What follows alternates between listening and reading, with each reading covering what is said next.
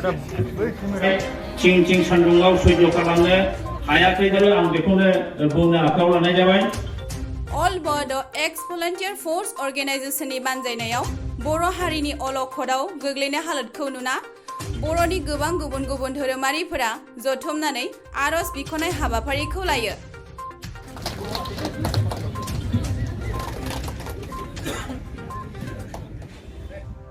चिरां जिल्लानि सिङाव थानाय काजलगाव रुरेल स्टेडियाम कमप्लेक्सआव दिनै बर' माहारिनि माखासे नासयजानाय आरो अलखदाव थांनायखौ लानानै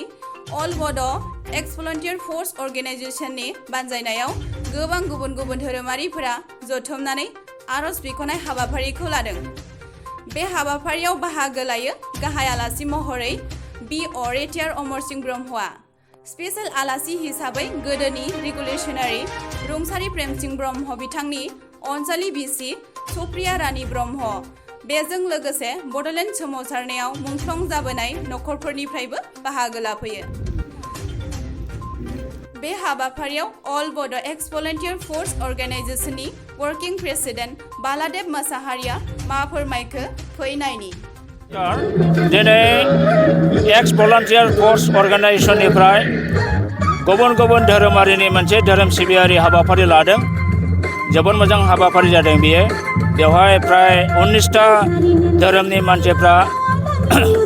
प्रेयार खालामदों दिनै आरो बे प्रेयार खालामनायनि बा बे प्रेयार प्रग्रामखौ लानायनि गुबै थांखियानो जाहैदों जे जोंनि बड'लेण्ड जेनाखि आलादा रायजो बिनाय, बे आलादा रायजो बिनाया दिनै 1967निफ्रायनो जुरिदोंमोन। अब्लाबो जोङो फैयै फैयै दिनैसिम आसाम सरकार भारत सरकारजों मोनथाम एग्रिमेन्ट जानानै थांबाय। BSc accord agreement, BTC agreement BLTजों आरो जोबथारनायाव BTR एकर्ड जाबाय। नाथाय बे मोनथामबो एकर्डनि दारै जोंहा जेरैबायदि जोङो लुबैदोंमोन, पावार एन्ड फांसन लुबैदोंमोन, गोबां राइट्सफोर जों लुबैदोंमोन, दिनै बेफोरखौ जोङो मोननो हायाखै। बेनिखायनो जोङो दिनै हयथ' एक्स-भलन्टियार फर्सआ बेखौनो सानदों जे जोङो ज' खौसेयै जाफिननानै गुबुन गुबुन धोरोम जाथिफोरनि मानसिफोरखौ ज' खालामनानै गोदानै मोनसे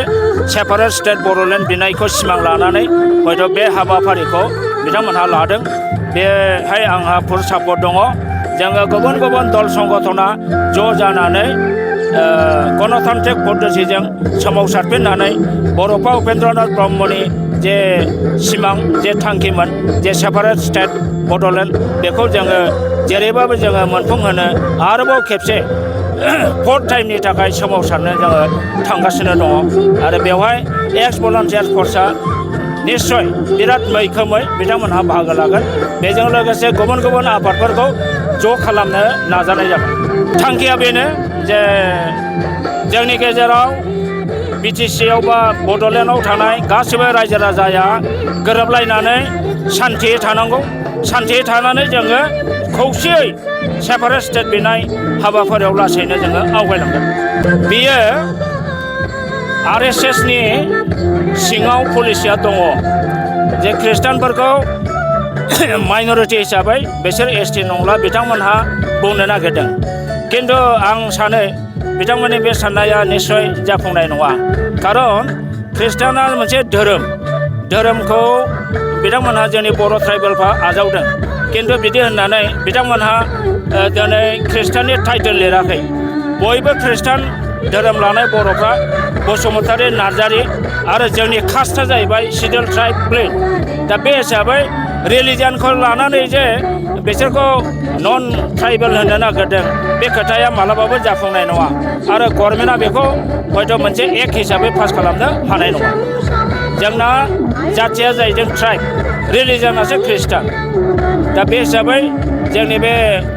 ट्राइबेलनि जेनाखि नार्जारी, बसुमतारी, खाख्लारि, बर' बे टाइटेलानो जिहेतुके बिथांमोननाव दङ, बे हिसाबै खृष्टियानखौ नन ट्राइबेल बिथांमोनहा खालामनो हानाय नङा। दा दिनै बड'लेण्डआथ' मोनफुङाखै, बेखौ मोनफुंनो थाखायनो जोङो दा लासै लासै खौसे जानायनि लामायाव फैदों। दिनै गोबां आफाद रायजो बिनो ओंखारगासिनो दं जेरै बनसु बड' नेशनेल स्टुडेन्टस इउनियन बिथांमोनहाबो ओंखारबाय दिनै all Bodo' national league for statehood demand आदा सानसुमानि बड'लेण्ड जनजाति सुरक्षा मंच दिनै जोंनि अल बड' सिनियर सिटिजेन फराम ओमफ्राय एक्स भलन्टियार्स फर्स अर्गानाइजेसन बड' राइटार्स एकाडेमि गासिबो दिनै ज' जादों आरो उद्देश्यआ ज' जानानै जोङो सेपारेट स्टेट बिनाय बेनो थांखि दिनैनि जोंनि उद्देश्यआ दिनै बर' माहारिया अलखदाव दं होननानै जों मोनसेनि उनाव मोनसे गभर्नमेन्ट अर्डारफोरखौ नुदों सेन्ट्रेलनिफ्राय डिलिमिटेसनाव जोंखौ डेमोग्राफि चेन्ज खालामनानै एसटि रिजार्भ बोखांहरनो नागिरदों आरो जोंनि माखासे बिटिसिआव लाबोनाय पावार एन्ड फांसनखौ दिनै डिसि अफिसनिफ्राय मनिटरिं एन्ड सुपारभाइजिं खालामनो फैदों आरो जोंनि बिटिसि एरियानि जे डेमोग्राफि बे जोंनिखौ उल्टा पाल्टा खालामनानै जोंखौ दिनै एसटिनिफ्राय दाननानै डि रिजार्भ खालामनानै दिनै जेनेरेल खालामनो नागिरदों दिनै बर'आव जोङो जा अबस्था नुदों जोंनि गेजेराव दिनै खौसेथि गैया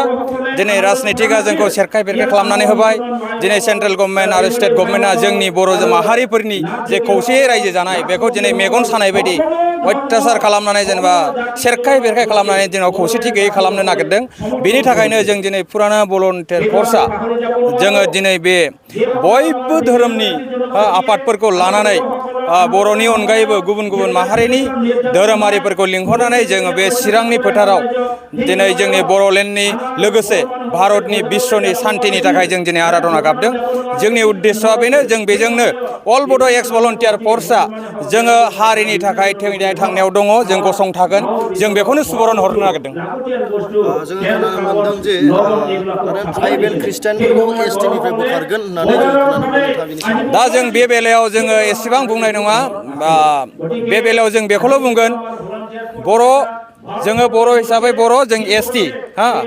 बे आर्टिकेल 342आव जेरैबायदि दङ जोङो ट्राइबेल माहारिया जिखि धोरोमाव थाया जों ट्राइबेल जानानै थागोन बेहाय जोङो ट्राइबेला खुनु दिन हिन्दुबो जाखाया आरो जोंखौ हिन्दु खालामनो नागिरनानै दिनै जोंनि बर' जाथिनि जे डेमोग्राफि गाज्रि जादों आरो बे डेमोग्राफिखौ गाज्रिसिन खालामनो जोंनि ट्राइबेलफोरखौ ख्रिस्टान हिन्दु खालामनानै आरो बोखावनानै जोंनि एसटिनि जि माने जनसंख्या बेखौ जोबस्रांहोनानै बर' जाथिनि थांनानै थानायनि अस्तित्वखौ गैयै खालामनानै जाथिखौ डिलिमिनेट खालामनो नागिरदों पृथिबिनिफ्राय जों बे बेलायाव बुंगोन बर'फोरनि थाखाय जोंना धर्मआ 1 नाम्बार नङा बर'फोरनि थाखाय धर्मआ 2 नाम्बारसो 1 नाम्बाराव जोङो बर' जाथि जे रावखौ जों रायलायो जों गिबियाव बर' जाथिखौ रैखा खालामग्रोगोन बिनि उनावसो जोंनि धोरोम जों जेसेबां हायो गणतान्त्रिक भाबै जों बेखौ राव गाबज्रिलांगोन आरो बर' जातिफोरखौ जों खौसे थानो थाखाय खावलायगोन अल बड' एक्स भलन्टियार फर्सआ पलिटिकेल नन पलिटिकेल गासिबो बर' जातिनि जे जातीय संगठन दङ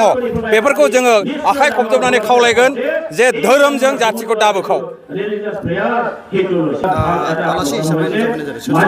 दिनै जोङो सेन्ट्रेलनिफ्राय पद्मश्री मोननाय पद्मश्री मिस्टार मंगल सिं हाज'वारि बिथां बिअ रिटायार्ड अमर सिं ब्रह्म बिथांखौ जों लाबोदों आलासि हिसाबै आरो बेहाय बिनिफ्राय जोंना स्पेसियेलसिन आलासिया जोंनाव फैदों गोदोनि जोंना रिभलुसनारि रुंसारि प्रेम सिं ब्रह्म बिथांनि अनजालि बिसि सुप्रिया रानी ब्रह्म बिथाङा जोंनि जातिनि मोनसे आदर्शमान आरो बर' रिभलुसनखौ बिसोर दैदेनबोनायमोन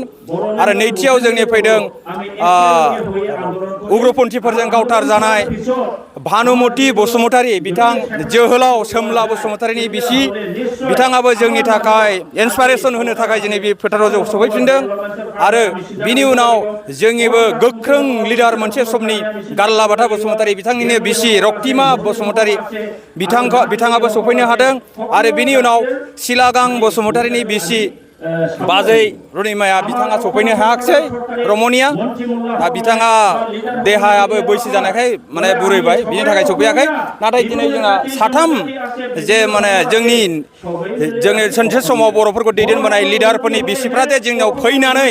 जोंखौ दिनै गोसोखौ बिराद गोजोन मोनहोदों जों गोजांस्रिवनाय फैदों जों गासिबो भलन्टियार फर्सफ्रा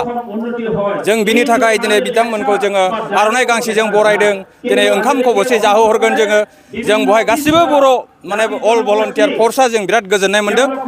जै अल बर' भलन्टियार फर्सनि बर' भलन्टियार फर्सनि बर' भलन्टियार अल बड' एक्स भलन्टियार फर्सआ जों बेखौनो गले गले बुंदों जे बर' जातिनि 56 बोसोर फुराना जानाय जे बड'लेण्ड जों बिदोंमोन बे बड'लेण्डआ दिनैसिमबो मोगथाङाव फैयाखै उपेन्द्रनाथ ब्रह्मनि जागायलांनाय बे आन्दलना दिनैसिमबो जोंनि समायना बड'लेण्डआ आखायाव फैयाखै जोङो गोबाव सम जिरायनानै थादों 30 बोसोर नाथाय बे जोंनि गोरोन्थि जादों दिनै जों नुनो मोनबाय जों जिरायनानै थानायनि थाखाय दिनै बर'आ बड'लेण्डनि आन्दलनखौनो फोजोबस्रांबोबाय जायनि थाखाय जों दिनै बड'लेण्डनि बिनाय आन्दलनखौ जोङो फोजाखांफिननानै सेन्ट्रेलाव मालाबा जोङो सेपारेट स्टेट दानायनि फिसा सेपारेट स्टेट दानायाव जाहाथे जोंनि नामा सिखारफाफिनो बर'फ्रा जे दासिमबो बड'लेण्ड मोनाखै आरो बे बर' रायजोखौ मोनागौमानि जों जिराया बे जिनिसखौ जोङो दिनै गासिबो रायजो राजाखौ लिंथुमफिननानै जों बेखौनो फोरमायदों आरो बे जोंनि अल बर' एक्स भलन्टियार फर्सआ जोंनि भलन्टियारफोरनि नङा बे अल बर' एक्स भलन्टियार फर्स बे संगठना बर' रायजो राजानिसो आरो बे बर' रायजो राजानि गांनाय उखैनाया जेब्लासिम जोंना साक्सेस जाया अब्लासिम जोङो बोरायबाबो जों बे आन्दलनखौ दैदेनलांगोन